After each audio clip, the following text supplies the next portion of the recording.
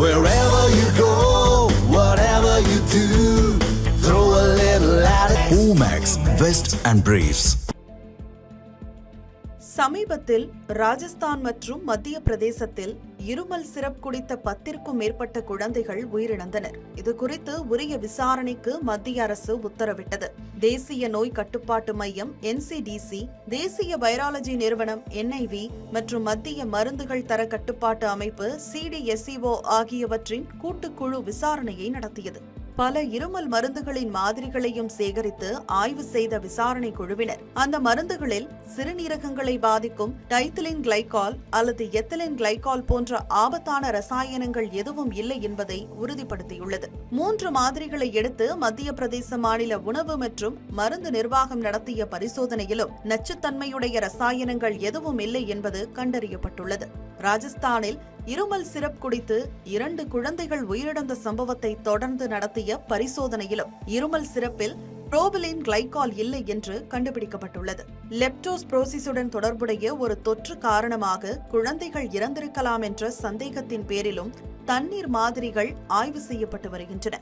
இந்த சூழலில் 2 வயதிற்குட்பட்ட குழந்தைகளுக்கு இருமல் மற்றும் சளி மருந்துகளை வழங்கக்கூடாது என்றும் பெரிய குழந்தைகள் கவனமாக மருத்துவ மேற்பார்வையின் கீழ் மட்டுமே மருந்து வழங்கப்பட வேண்டும் என்றும் மத்திய சுகாதாரத்துறை அமைச்சகம் எச்சரித்துள்ளது.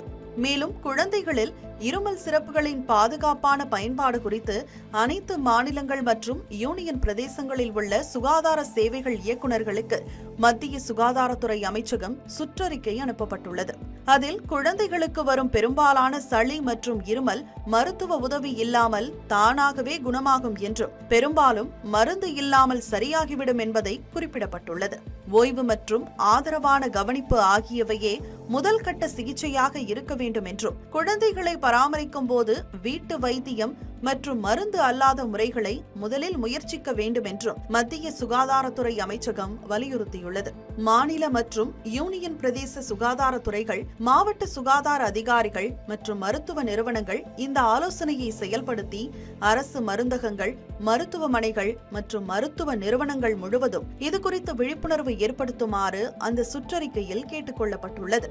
மத்திய பிரதேச மாநிலத்தை சேர்ந்த டாக்டர் பிரவீன் சோனியிடமிருந்து காய்ச்சல் மற்றும் இருமலுக்கு சிகிச்சை பெற்ற 5 வயதிற்குட்பட்ட பல குழந்தைகளுக்கு கடுமையான சிறுநீரக செயலிழப்பு அறிகுறிகள் ஏற்பட்டதாக பராசியா அரசு பொது சுகாதார மையத்தின் மருத்துவ அதிகாரி டாக்டர் அங்கித் சகலம் புகார் கொடுத்தார். இது பற்றி உடனடியாக வழக்கு பதிவு செய்யப்பட்டு அரசு குழந்தை நல மருத்துவ டாக்டர் பிரவீன் சோனி கைது செய்யப்பட்டுள்ளார். கைது செய்யப்படுவதற்கு முன்பு இருமல் சிரப்பில் இப்படி கலப்படம் இருப்பதை தன்னால் கற்பனை செய்து கூட பார்க்க முடியவில்லை என்றும் கடந்த 15 ஆண்டுகளாக அதை பரிந்துரைத்து வருவதாகவும் டாக்டர் பிரவீன் சோனி தெரிவித்துள்ளார். இதனையடுத்து சோனியை உடனடியாக இடைநீக்கம் செய்து அம்மாநில முதல்வர் மோகன் யாதவ் உத்தரவிட்டார். குழந்தைகளுக்கு சிகிச்சை அளிப்பதில் கடுமையான அலட்சியம் மற்றும் முழு நேர்மையுடன் அதிகாரப்பூர்வ கடமைகளை செய்ய தவறியதை மேற்கோள் காட்டி டாக்டர் பிரவீன் சோனி மீதான இடைநீக்க உத்தரவுகளை பொது சுகாதாரம் மற்றும் மருத்துவ கல்வி ஆணையர் தருண் ரதி பிறப்பித்துள்ளார்.